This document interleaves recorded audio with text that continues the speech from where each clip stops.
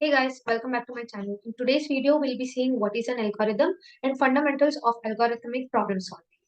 An algorithm are the fundamental building block of computer science, which provides step-by-step instruction to solve problems and also perform computation. In the video, we'll be seeing the key feature characteristics of algorithms, which include the deterministic nature and also requirement to terminate within a finite number of steps. Now let's see the importance of algorithm. Algorithms are fundamental to efficient problem solving with applications spanning diverse fields like computer science, mathematics, and also everyday.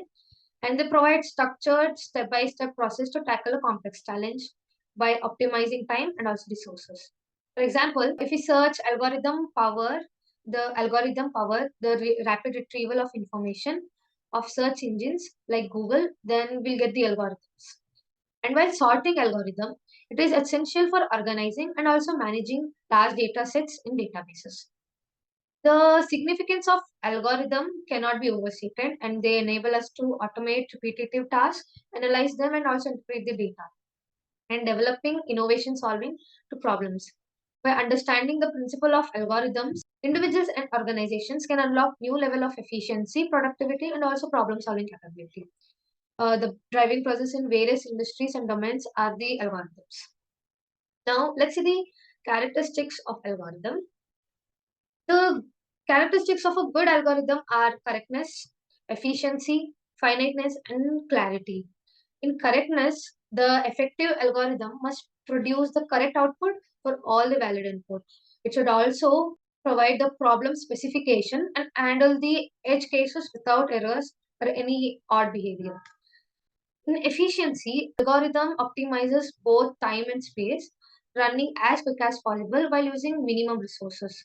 It also ensures the solution can be implemented effectively and scaled to large inputs. Finiteness, well-designed algorithm must always terminate after a finite number of steps rather than running indefinitely. This guarantees the problem can solve in reasonable amount of time. When it comes to clarity, the algorithm should be easy to understand and implement, and clear, well-documented code which helps the developers maintain and build upon the solution over the time. Let's see types of algorithm. The first one is the brute force. Brute force algorithms are simple and straightforward, but often inefficient. They work by checking all the possible combinations or solutions, which can be time consuming and also resource intensive, especially for the large scale problems. Secondly, the second type of algorithm is divide and conquer. The divide and conquer algorithm break down complex problem into smaller and more manageable subproblems. They solve them independently and also combine the solutions to arrive at the final result. This approach is often more efficient than the brutal force as it reduces overall computation time. Next one is the greedy algorithm, which make the locally optimal choices at easy steps with the hope of finding a global optimum. This approach is often used in problem where the goal is to best solution quickly. Last one is the dynamic programming. In dynamic programming, the algorithms solve complex problems by breaking down into smaller ones. They overlap subproblems and storing the solution to these subproblems to avoid redundant computation. They also this approach is often used in problems such as Fibonacci sequences. Now let's see the fundamental algorithm problem solving strategy. First one is to understand the problem, then plan solution, then implement the solution, also test bug. While understanding the problem, first we need to solve an algorithm problem clearly and define the problem statement and understand the constraints. This also involves input, output, and any specific requirements. When planning the solution, the problem needs to be understood. And the next step is to design the step needed to solve them. They also involve selecting the appropriate algorithm or combination of algorithms or mapping out the logic flow of the solution. While implementing the solution, after planning the solution, the next step is to translate the plan into working program or implement them.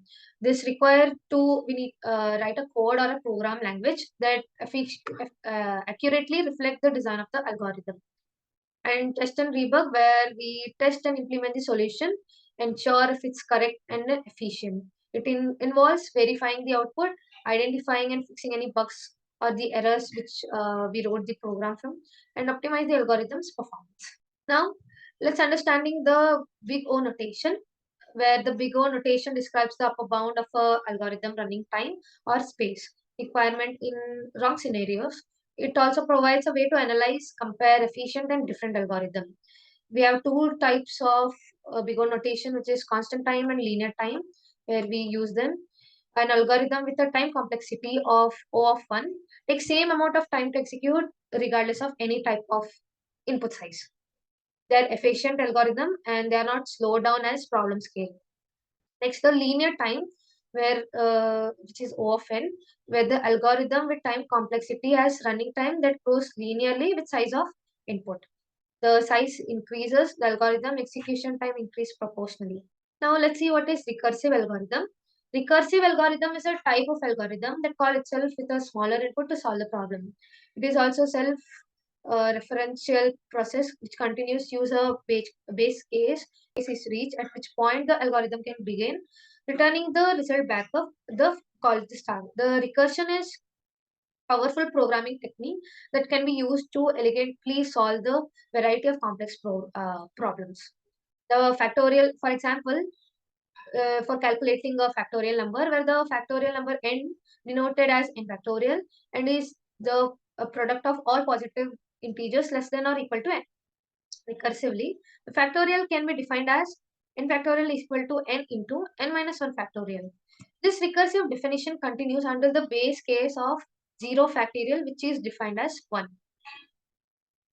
The recursive has two key components, which is the base case and the recursive case. Base case specifies the condition under which the recursion should stop, while the recursive case defines how the problem should be break down into smaller sub problems.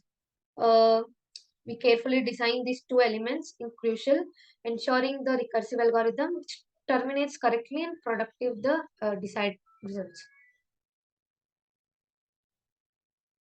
Iterative algorithms are functional approach in a computer science involving the repeated execution, and these algorithms rely on loops like for, while, or do while loops. And iterative algorithms are often constrained with recursive problems.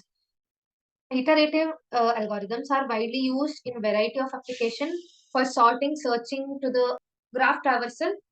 Iterative algorithms are widely used as variety of application for sorting, searching to graph traversal and optimizing the problems. Repetitive nature make them efficient in problem solving, and they also break down into smaller and manageable tasks.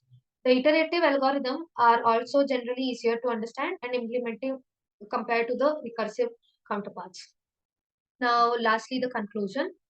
Algorithms are obviously the fundamental building blocks of computer science, enable us to solve complex problems and efficiently. And mastering algorithm is important, and it is only possible by studying them, performing characters performance of the characteristics, and learning the proven problem solving strategy. We can also develop the skills to tackle even most of the challenges computation skills. Algorithms in our lives plays vital role where while powering the technology we rely on. From search engines to recommendation systems, these fundamental concepts are driven force behind the digital world we live in. Lastly, thank you. And if you like the video, please like, share, and subscribe.